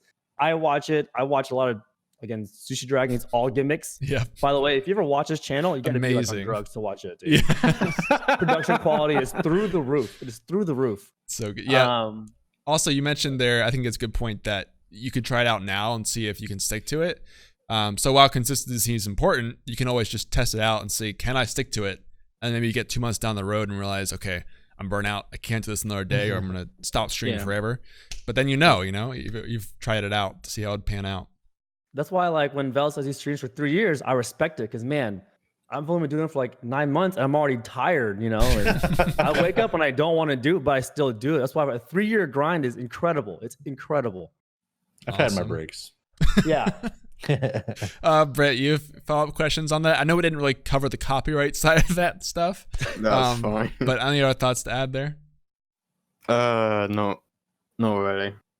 All right, cool. Well, keep us updated on the supervillain and stuff if you decide to go for that and how that all pans out. Oh, I'll see you guys next week. All right, we'll see you next week. Thanks for calling in. We'll see you later. Oh, he's already gone. All right. So it is 12:15 now. Don, do you need to head out at this point? I mean, honestly, I'm having a lot of fun, but I know we have somebody else. So MPI has been on for the last like 2 or 3 weeks. So yeah, it'd be okay if you need to go a little bit later. If you want to stay on a bit longer, you can. I think he'd be okay with that. I don't mind staying, but if he's made time for this, he's more than welcome to hang out, and I'll Don, are you ditching us just for your stream? Is that what's happening? Is that what's happening here? Yeah, we talked about this thing called consistency, No. Bro, I thought we were friends, homie. Come on. So MPI, honestly, this is a lot of fun. So okay, awesome. MPI said in chat he's totally fine to have you stay on if you're cool with that, because he comes on the show a lot. He's available pretty frequently. So I'd like to have. The man. Thank you so much. Cool. Okay, so we'll keep moving. And then I think we're out of callers right now, but I saw some questions in chat. If I scroll way up here, I saw there was one about, okay, so charity streaming. Ryzen said, for charity streams, what do you guys recommend for incentives? So have any of you guys done charity streams of your own yet? I know Don. I haven't yet. Okay. Have you guys thought about doing your own charity streams before? I thought about it. Yeah, I have not done a charity stream yet, but I want to do one. I just haven't done one yet. I know I want to. And then I always thought, I was like, oh, my community is not big enough. But apparently, it doesn't really matter. Like small or big, like anything helps, and it's fun. And apparently, it's a good time, But I've seen some charity streams that work. They're the ones that kind of, I think the best charity streams are the ones where they kind of get a community to do it, or they network a little bit. Like, I'll do this time, you do this time, and you do this time. That way it's like a rolling thing, instead of you trying to carry the whole thing by yourself, That's kind of what I've seen that usually works. And those are kind of the ones that I feel like have a little more energy, and those are the ones I kind of tend to donate to, you know. Yeah, so that's I what think. Yeah, go ahead. That's what we do with the TRUgaming stuff every couple of months. We have one coming up next month, actually. That's just like that all weekend long. Yeah. So I think having a team behind you it actually helps, you know, and it furthers your reach as well, you know. Well, so for incentives specifically, then have you guys seen any cool creative incentives from streamers? Like, you know, if we hit $1,000, I'll shave my beard, or stuff like that makes people want to donate and be part of it. Never would do that. That would never be an incentive for me. Right? That's what they all say. Me and Val are just like, no, don't say that ever. Everybody has a price. Fat baby, because that's what I'll look like without. Yeah, right. It's a good incentive. Val, you've already shaved your head. I want to see the head and the beard gone, man. That's fine. I don't care about that. This right here, like, no one needs to see that I look like an 8-year-old chubby kid. Well, have you guys seen any creative incentives though? Because I know for one, we had one year, one of our streamers ran out into the snow and did snow angels when they did like naked while doing this, not on stream, but that was one of the incentives. Yeah. Okay. So that was interesting. Probably the most creative one I've heard of so far. Right.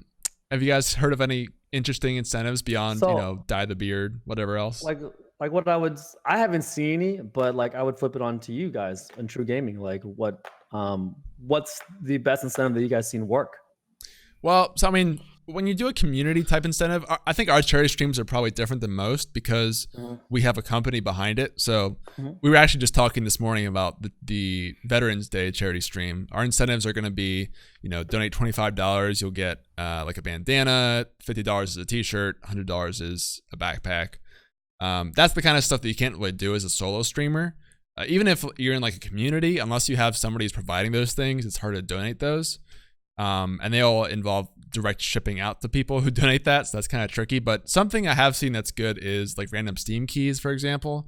We've had some people donate big lists of Steam keys, and then you donate any amount and you get a random Steam key, or you can choose your own. Those have been pretty successful. Vel's been a part of a couple of our charity streams in the past. You have any thoughts on incentives or charity streaming in general?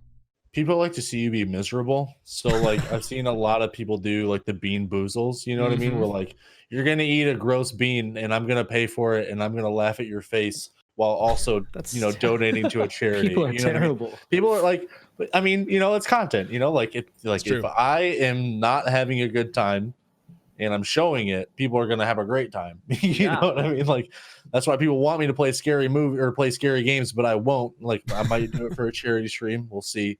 Just because people like that, but I'll put myself in, you know, harm's way to, you know, for charity, and people like to see that kind of stuff. Right. Yeah. Now that you mentioned that, I did come across a charity stream where someone was playing a scary game, and it was very well done. Like they changed all the alerts, you know, to like scary pop sounds, all kinds of crazy stuff. And then, like Vel said, they love to see you in misery. They really do. Like I don't know why. And terrible. Yeah. So what this stream that did this, it was just once it gets rolling, like people they want to scare you over and over and over and keep it snowball. It's a snowball effect, you know. So if you really are like a big wuss like I am, you know, a charity stream is like a charity stream with scary things it's a good move. It's a good move. Yeah, and I think your initial point was good too about you don't really need a huge community to make these work. I think they definitely can be very impactful with a big community or team, but even by yourself, there's a lot of successful streamers who just have a one-off stream. And even if it's a small amount, that's still an amount that you raise for charity by playing video games online, which is pretty cool. So I think you should still go for it if you have a desire to do a charity stream of your own, for sure. It's one of those things too. If you just want to do it, you know, you don't need incentives. If people want to donate, they're going to donate. I think I saw, bigger streamers, Stone Mountain 64, who's on a Facebook, he did I think it was St. Jude's Children's Hospital, and it was a 4-hour stream, and he raised like $16,000. He didn't do anything. He was just his usual stream, usually playing games. Like it's just if people want to donate, they're going to donate. Same with you. Like what you can also do, maybe if you're really heavily into the charity thing, just match it if you're able to. If somebody says, "Oh, well, for every $5 donation, I'll match it with another $5." If you have obviously the financial capabilities to do so, that's something you can do as well. Because it's not really like, guys, I'm not going to put on a mask or do these little dumb tricks for you. I want to make a difference. That's kind of where I'm at. Obviously, doing the push-ups, or like somebody said push-ups, like push-ups, the Mhm. bean boozle, or the scary, terrible stuff that we don't want to do. Those are fun. That's probably what we, it's easier to do. It's more engaging with the community. But as I said, there's always just the option of just, hey guys, let's make a difference. You know what I mean? Right. So there's different ways how you want to see it depending on your audience.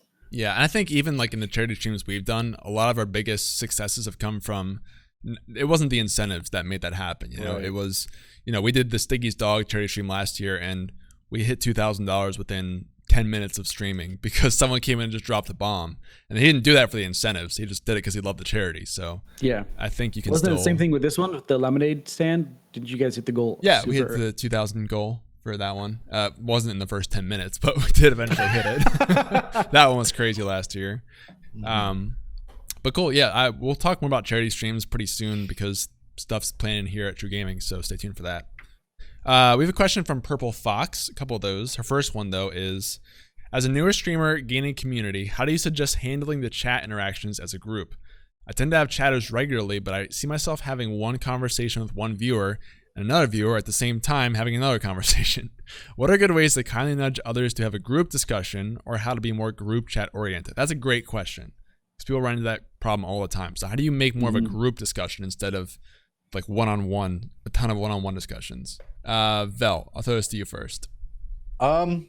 Just honestly, like, it's gonna sound kind of rude. I'm not trying to come off rude or anything like that, but just make sure the conversations that you are having are, not targeted towards, one style or one, like hobby or anything like that. Like, make it a broad thing, but still like keep it exciting for everybody. Like, they're there for you, so talk to your channel, talk to them. Like, and if they don't want to talk about that, there's nothing wrong with it. You know what I mean? Like, you're gonna have lurkers, you're gonna have people like doing their own thing. The fact that they're there enjoying your content in any way is awesome. You don't really need to pull them into that conversation, but just keep asking chat questions, just keep the conversation going, and eventually they'll like go into that conversation, or maybe they won't. It's not really a big deal.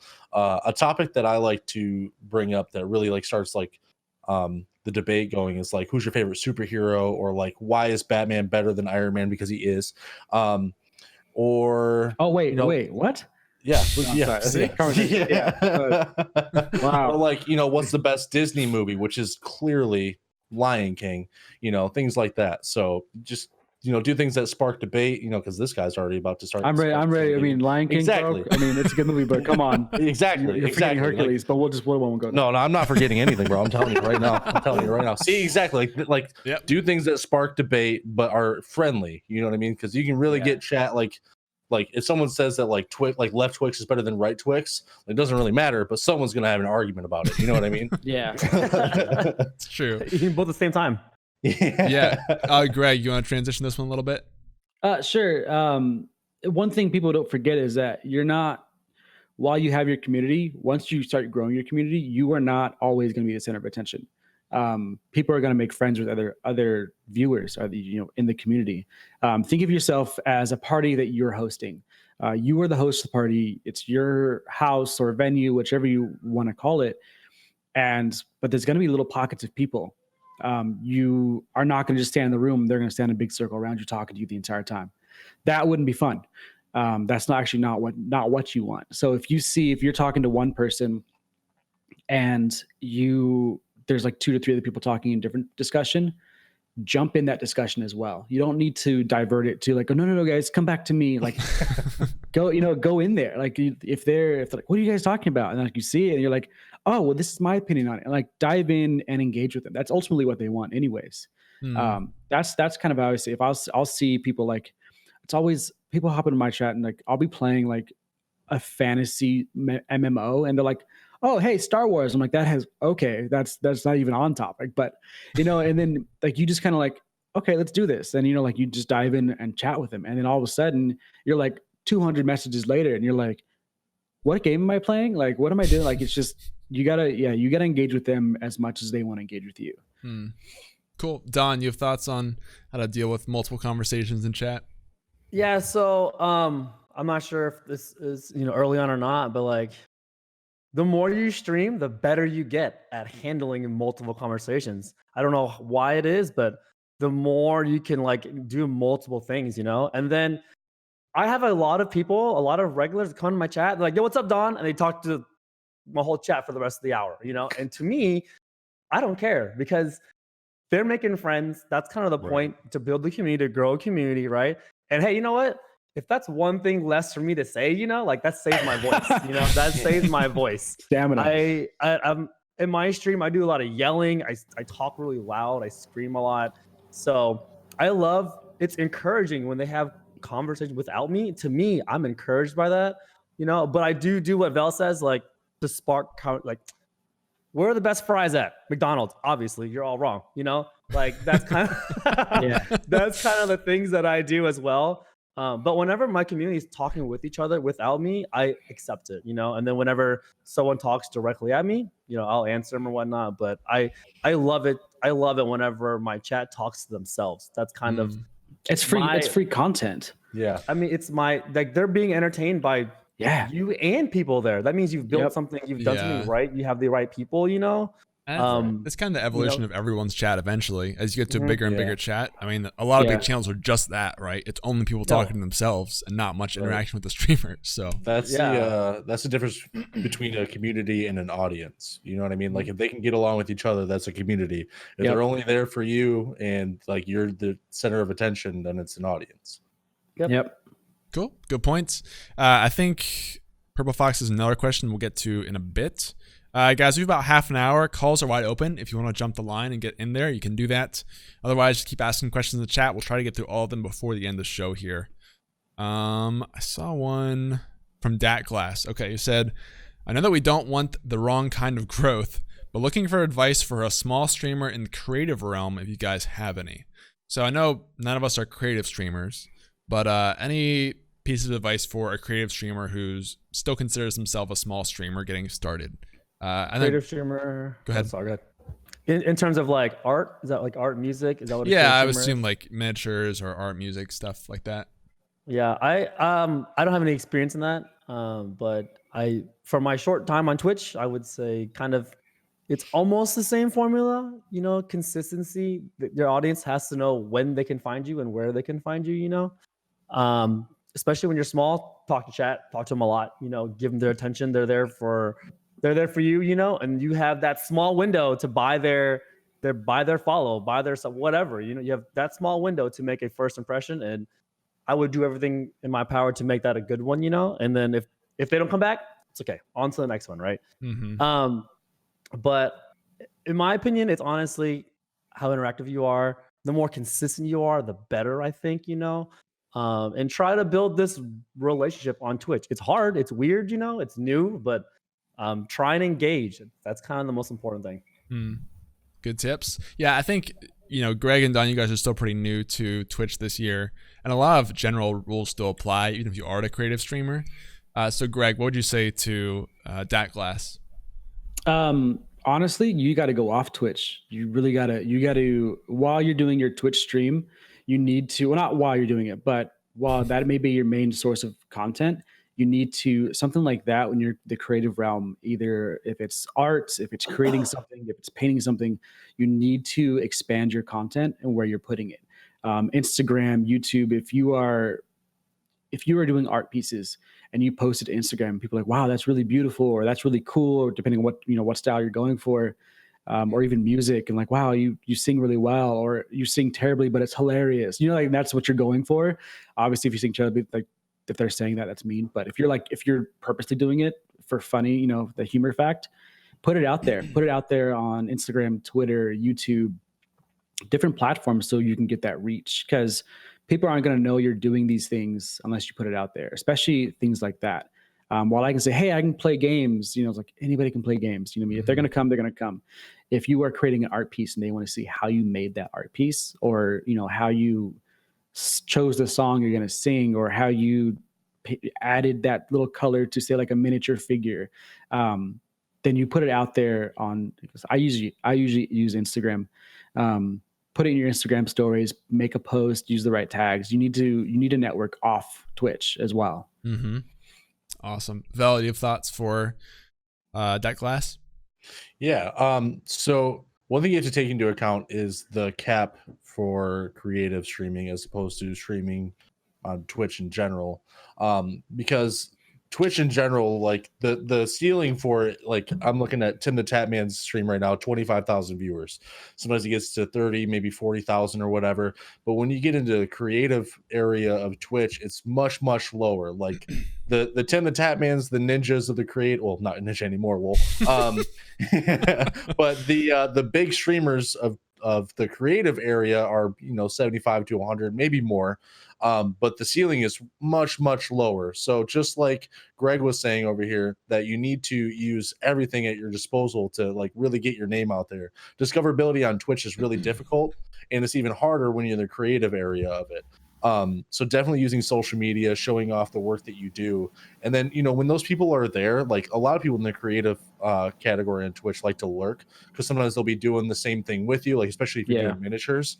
A lot of people are doing the exact same miniature that you're doing, and they're doing the same color and everything. So they're using you like a Bob Ross video where they're just following what you do.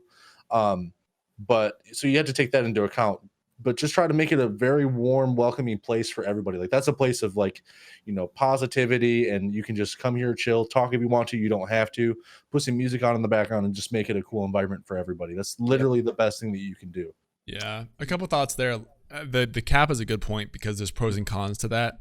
Because you're streaming creative stuff on Twitch, you're going to stand out more, which should be good theoretically to get you more people coming by your stream initially. But you are going to run into issues on the top end where you kind of max out at some point. I think I've seen a lot of streamers kind of fall into that trap where there's just nobody else watching creative stuff on Twitch to watch you. So it's a little tricky, but that kind of goes into Greg's point in going multi-platform and just beyond Twitch.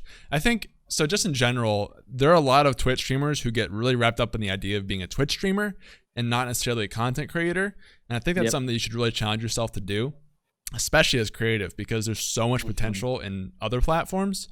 And so I think you should see yourself as a content creator, as an influencer, making content for Twitch, but also Instagram and Twitter and Facebook and YouTube. And because some of those platforms are probably going to be better for growing a creative following, especially Instagram and YouTube. Like Greg was saying, posting all the art stuff there behind the scenes, stories, there's a lot of potential there. And some of that will translate into Twitch and YouTube, but I think that you shouldn't lock down your success to only Twitch and judge your success by Twitch, but be open to other platforms too. Yeah, I was literally about to say the same thing. Like growing in a smaller directory is a hell of a lot easier than growing in Fortnite, Apex, or whatever, Yeah. You stand out so much more easier. But again, there's a cap, So if you want to become rich and famous on Twitch, you want to be ninja, you can't do it in art, But if you want to grow quicker, art is a good move, because the directory isn't as big, Mm-hmm. But that's it's like the stock market, right? It's got a market cap on there, It's easier to dominate a small market, than it is to go out and dominate, Fortnite. Yeah. So there's pros and cons, like we said, and it's sort of a matter of, I think, expanding just beyond Twitch and looking at yourself multi-platform that way. So cool. Good question though. I appreciate that Glass. Hopefully that helps. Let us know if you have more questions there. I wanted to see if I got all the questions here. So I think Purple Fox actually asked the same question multiple times in a different way. So that's actually not a question there. Are there any questions I'm missing in chat? If you guys asked something and I missed it, please don't be afraid to re-ask it because chat has moved pretty quickly today. I think calls are still open, by the way. Yeah, calls are open as well if you want to do that. We have about 25 minutes left here. All right, so we actually have a small break here in terms of topics. So any guys have any backup topics you've been thinking about this week? I have one ready if nobody has one, but just want to throw the floor out there for you guys. Can we talk about Mixer on here or no? Yeah, absolutely. We can talk all things here. Actually, I'm gonna pull a Don. I had to go to the bathroom. Okay, that's fine. Give me 1 sec. Yo, I have to pee again too, but I'm gonna hold it. Okay, I'm gonna hold it. So you gotta wait now. Mixer. Does anyone know how Ninja's doing on Mixer? Like, is it still popping off? Is he still not? Like, I don't follow Mixer at all. So I was always curious to see like how his transitions going. I read an article last week about Mixer and how they're doing with the whole Ninja thing, and things are.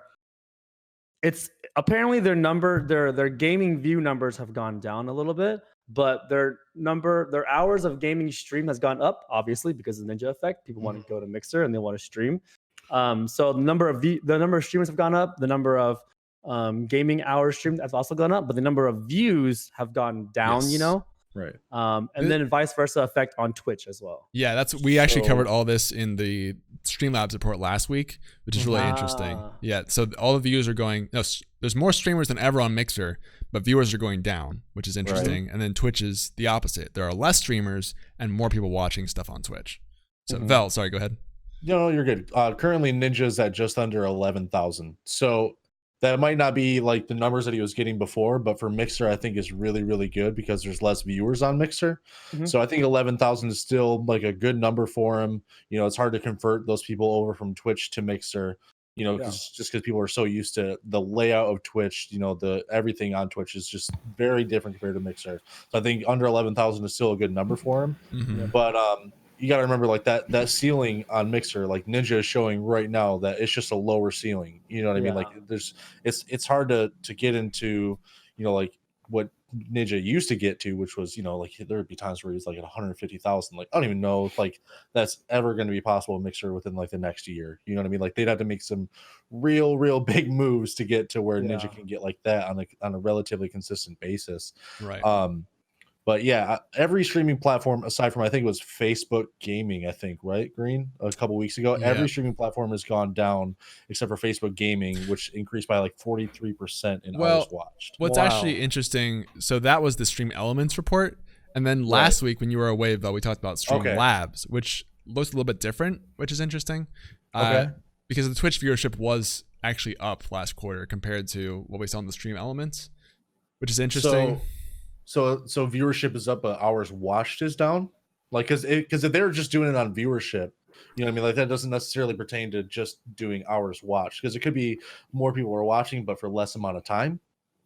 And which would make sense with, you know, the current time right now, because back to school and everything. So like, you know, kids are not watching as much, you know, online gaming as they would before, like during the summertime. You know what I mean? Yeah, I think Facebook's getting more accessible. Sorry, I don't know if it's still on topic. I came in right with the Facebook. I want to say Facebook, it's an intriguing platform because it is more accessible. If you're on Facebook, just checking your your usual information, whatever, there's a little tab at the bottom that's just gaming. You know what I mean? You can switch. Oh, cool. I can watch this stream while I'm doing my usual scroll.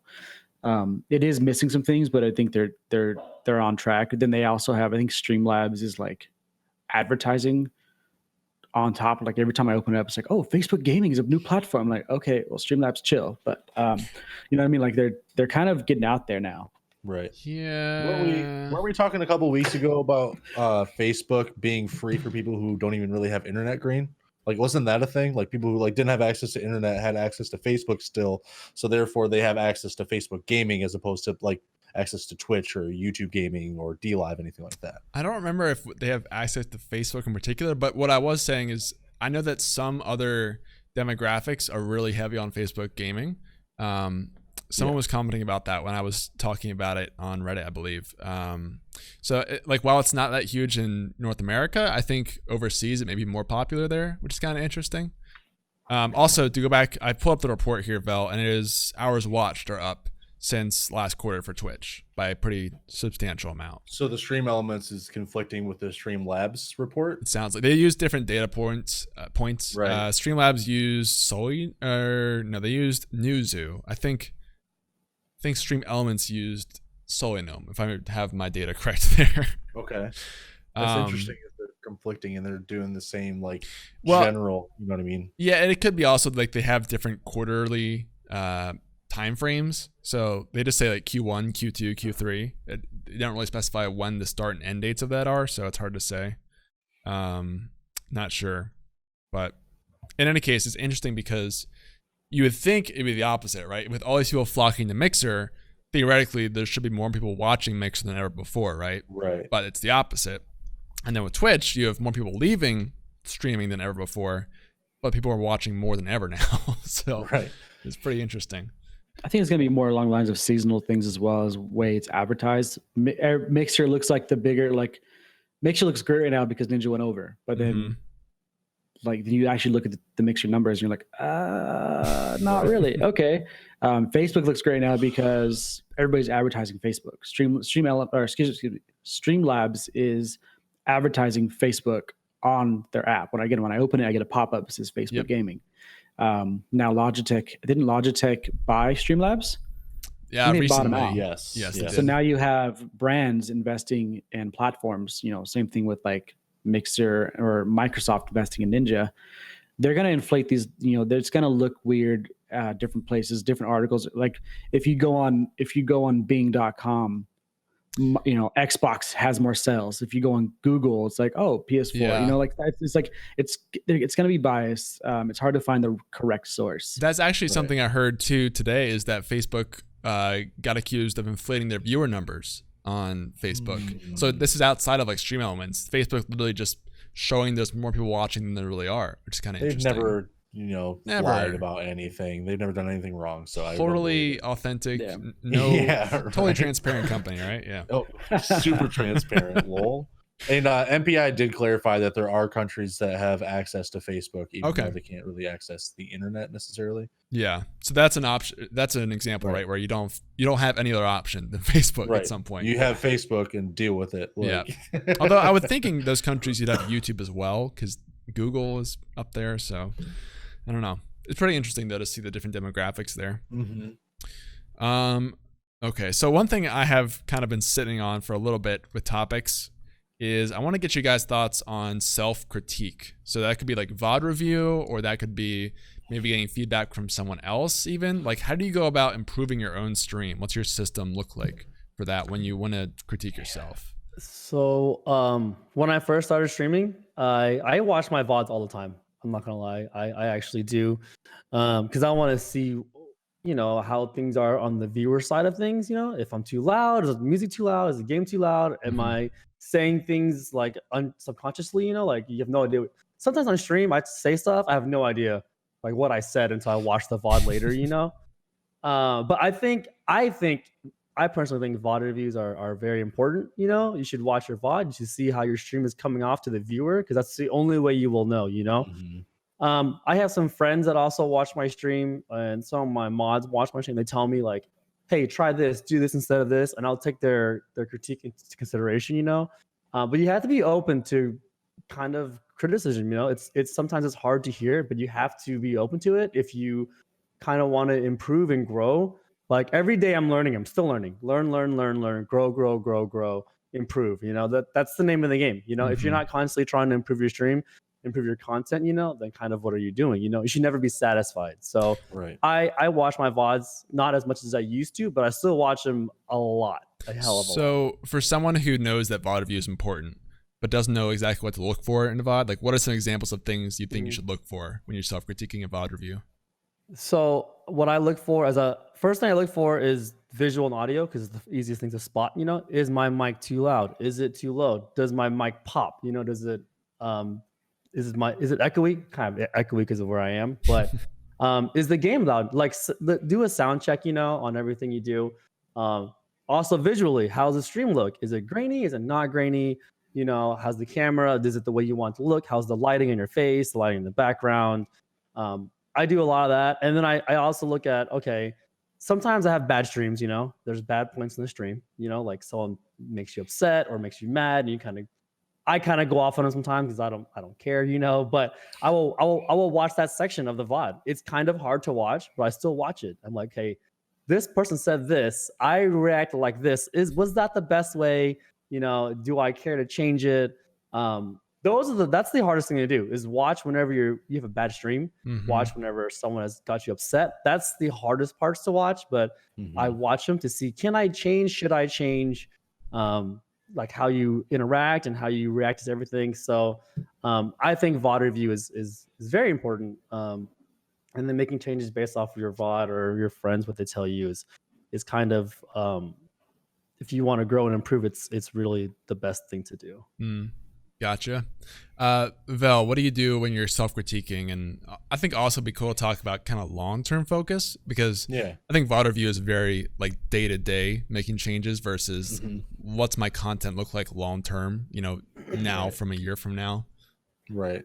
I think a big thing with self-critiquing is, do you seem like a confident streamer? You know what I mean? Like you can have good content and everything, but if you look like you're like kind of like not just in your own element, like if you're just like owning your stream, like that's huge. And so like working on confidence and working on, just your streamer presence and voice projection, just overall demeanor on stream is really, really important, because you could go to like someone who has good content, but maybe they seem like a little just like maybe scared that day or something, like you're gonna notice. But if someone like is sitting there just owning their stream, like their posture is straight up, they look like they take everything seriously, that's important, I think, on Twitch as well. And also just going and looking at videos on YouTube, like for stream coaches. I've been watching a lot more Alpha Gaming. It's Harris Heller on Twitch. He's the quote unquote stream doctor, and just seeing what they're thinking is like, new things that people should be working on Twitch. And like when I used to stream, like even just earlier this year, I used to focus on just being a super, super high energy all the time kind of streamer, when really like that's not a thing that people need or want 100% of the time, because it can be really overbearing at certain points. You know what I mean? Mhm. So just working on, finding the right time to be that energetic person. And, like when you don't need to be, you're still like not like in a lull or anything, but you're still confident in everything you're doing. You can handle things, very nonchalant. You know what I mean? Just working on your demeanor on Twitch, I think is a really, really big deal. Yeah, and the energy stuff, you don't always have to be that super high energy streamer, right? Maybe that's not you. You think of maybe like Shroud or something, who's not, exactly. I mean, you compare him to like Ninja, Tim, he's not nearly as loud, but he's still just as entertaining to watch. Right. So. And it's hard to just like relax in a stream. You know what I mean? It's hard to just like sit there and just enjoy the stream with other things going on when that streamer is just yelling the entire time. Yeah, I yell a lot. I yell too, man. Right. Greg, do you have thoughts on self-critique? Do you maybe ever go ask other people for feedback on your stuff? I actually do mine live. I usually have a few friends that come in and I'll be like, hey, like it looks good on my end. How's it look on your end? How's it sound? Stream like OBS could be telling me that my audio is working fine, but then I don't realize there's an echo. You know what I mean? Sometimes you have like the audio set up, you change it for a different, something, you're doing something different, and now there's an echo. Like I like to ask my audience, like my friends that are on there live, how's it look? How's it sound? Like, and it's usually the beginning, you know what I mean? As I'm starting up, I'm not like midstream, like, oh, hey guys, oh, is it good? It's like, I do like my checks, before. I've had some friends that are like, hey, you forgot, like I'll be, like people, like if you go back and watch a VOD, you'll see that, oh, I forgot to switch the camera this time. My friends text me, he likes text me a screenshot, like, hey, switch your camera, you idiot. I'm like, oh, okay. Like it's, so I like to do that live. I gotta admit, I haven't watched a VOD, which is probably bad. I do a YouTube podcast. We watch them, we watch before we put them up. So like I should be doing that. I know how important it is. I also know I get a vibe of like if something happened, like say if somebody said something or it just dead air, like this topic came to an end, like I kind of make a mental note on how to improve that, or just, hey, keep rolling. You know what I mean? Keep talking. If you have a certain person that's in your chat and you know what they like to talk about, like I have to keep in mind, like, okay, there's a silence. You got to know the moments when they happen, or at least spot them when you're kind of critiquing yourself later. It's mainly use it to, again, critique to learn future. You mentioned future, like in more or less, can't talk. Long term. For myself, I knew when I first started, again, I was on this sofa right here. I was playing just my PlayStation. I had like a little laptop that could barely run Streamlabs, little 4-core processor. I couldn't game on my PC and stream at the same time because the 4 cores wasn't going to have it. I mean, it was like, it took me like 10, 15 minutes just to set up all the chords, so you got to know where to improve. You got to know what to look for. I mean, a lot of it's pretty obvious. You should know what is your, like right now for myself, I have like a decent camera. It's a webcam, but it's like, I want a DSLR. So like, that's kind of where I know long-term, I need to work on getting a better camera for better video quality. Audio wise, I have, like, it's one of those things, you just got to know where you want to improve. And like when I first started my my overlays were garbage. You know what I mean? It was just like my name, and it's like this big name. It's like, maybe I shouldn't use such blocky letters. And like, you watch yourself, you're like, oh, it's taking up like a quarter of my screen. I don't need my name out there. You know what I mean? So it's just being aware, watching other streamers and what they look like, how they do things. Like if you watch, you know, Vel, I gotta admit, I haven't watched many streams. I'm so sorry. But like I've watched Don. Like I get like I like watch Don, and I'm like, dang, that vibing, that light is cool, man. Like now you see my lights back here, which of course aren't as crisp as his are. But you know, it's like you want to critique yourself, not necessarily comparing yourself to other streamers, but also taking cues from them. You want to see like what works for them. Can that work for you, or is it something you need to improve? Like Vel up here has amazing lighting. I'm like my shirt's actually gray, but it's like super dark right now. So I need to work on my lighting, but again, I usually stream when it's a lot darker. So it's like the outside light. It's like, you guys messed up my schedule. No, I'm just kidding. So it's really just taking cues, knowing, being able to critique yourself. If you think you're untouchable, you're not, and you know, and it's not great. You gotta be able to take that self-critique as well as peer critique. Right. And I think it's also you have to balance practicality too, because you can't, you could watch every VOD, but you probably don't need to. Yeah. But you should watch some VODs so that you have some feedback, or maybe you should get some outside feedback from somebody else who's going to be honest with you. I think that's important. And long-term is a harder question because it's not really a great framework for how to think about your long-term content, but you, Greg, Don, you guys are still pretty new, so you probably haven't changed up your content too much. But like Vel, for example, have you made some big shifts to your content over the 3 years you've been streaming? Oh, 100%. I've changed a lot of things. I've changed overlay. I've changed attitude. I've changed how I respond to chat. There's so many things that you can work on. And like, I could tell you guys like the things that I've changed, but it doesn't always like, it doesn't mean it's going to work for you because you just have to work on just being yourself. Like that's honestly the biggest thing about Twitch is, in like the biggest niche that you'll find is just your personality and how you show it on your own channel. You know, like when I first started, I was pretty much just a really low budget ripoff of Tim the Tatman because he's what I mean, that's what it was, you know, because he's first started. Oh yeah, for sure. Wow, toxic. Yeah, right. But you know, that's what I knew at first, and that's what I enjoyed. So I started with that, and you start to, you know, progress and do your own things and start to innovate, and you just shape yourself as a streamer, and you see what works and everything. And it just takes time. It's a huge grind on Twitch, and there's no like one thing you need to do. You know what I mean? Like there's so many things, and the best thing you can do is just be yourself. Okay, last question on this, just for Vel here. Looking back, when you've kind of shifted your content in a notable way, that was a pretty big shift for you. Like, what was the point that you think made that happen? What were the events that led up to that?